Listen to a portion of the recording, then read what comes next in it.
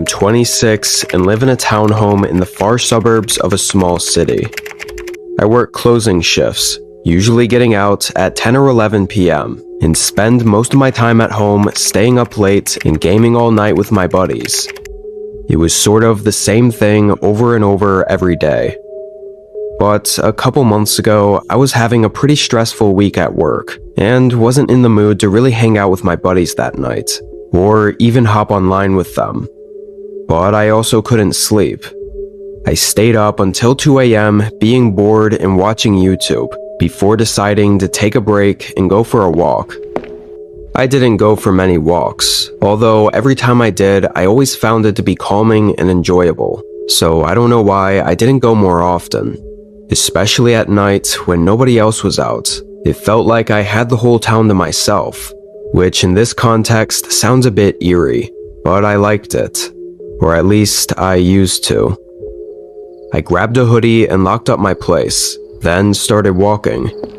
I had no plans of how long or far I'd go, but I started out by going the way I typically went, which left the townhomes area and went into the neighborhood with regular houses. None of us living out here had it great though, so all the houses were older and not so special, and mostly crowded together. Still better than walking around the townhomes though. As I walked, it felt like the whole town was asleep. Every house was dark and quiet, and there weren't any sounds at all. For the first little while, I found it very peaceful, just what I needed to de-stress. But as I continued walking down the street, I realized I hadn't ever turned. Like I'd just been walking straight the whole time, which brought me even further to the outskirts, and the street very abruptly turned into a thinner road, leading to much more spread out houses in a very wooded area. Since none of their houses had lights on, except for the occasional porch light, I couldn't even really see them, as they were so well hidden in the trees, past the dim lights above the road. It was a much different vibe than where I was just walking, but I was interested enough to keep going. I got maybe half a mile in, when suddenly I heard a scream. It was a male voice, and it wasn't a scream like they were calling for help.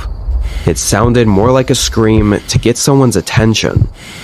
It was hard to say for sure though, and with no other noises, their voice echoed through the whole forest, almost sounding like it was coming from all directions. I stopped after hearing it, and didn't see anything. After 30 seconds of waiting, I continued walking. Didn't know what that was, but I knew I'd never be able to figure it out, so I just didn't bother even trying to. Even aside from the scream I heard, the street I was walking down gave me a slightly uneasy feeling the further I went down it. The streetlights felt like they got dimmer and further apart, and the houses that I could see looked a lot older and more deteriorated. They looked neglected and honestly not even lived in. Even the road was getting more disheveled, like no one ever used it anymore. I knew this side of town wasn't in the best shape financially. I mean, even I was broke, like everyone else, but I didn't know this section existed. The more I looked at all of it, the more I started to think it really was a fully abandoned neighborhood, which made me really uncomfortable walking around there in the middle of the night. And then I heard that scream again.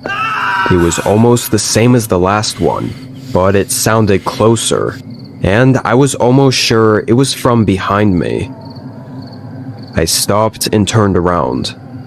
The streetlights barely lighting up the road I just came from, and the lack of any other sounds, made me really unsettled. Every little movement in the dark would make me think it was someone out there. I knew in the moment I was getting paranoid, and I should just leave. I didn't know how far the road continued, or where it led to, or if it even looped back to my neighborhood, so I knew it would be best just to go back the way I came from. The only problem was whatever the screaming was that I kept hearing.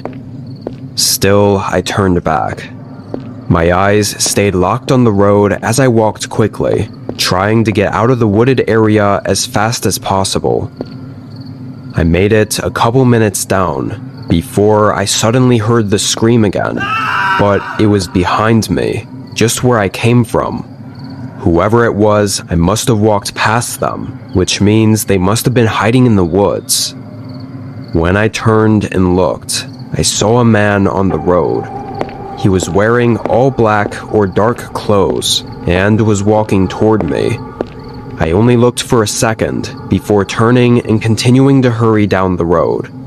Something about all this wasn't adding up, and if I just stood there and looked at him for too long, I had a feeling something really bad could end up happening.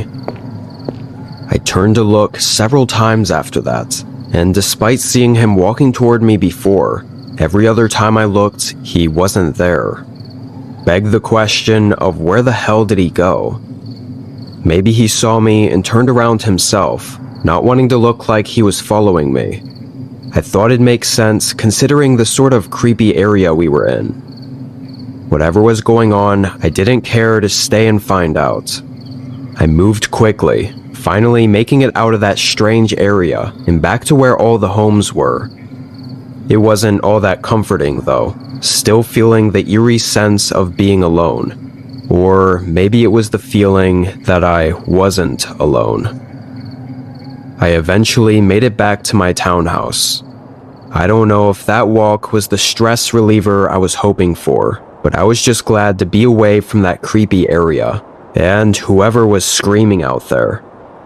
I went to the kitchen and got some water and a snack, then sat at the table for a minute to catch my breath. And that's when I heard a shuffling sound outside the front door, and then a sudden heavy knock. I instantly got up from the table and as quietly as possible walked up to the front door. I first put my ear against it to listen, then I looked out.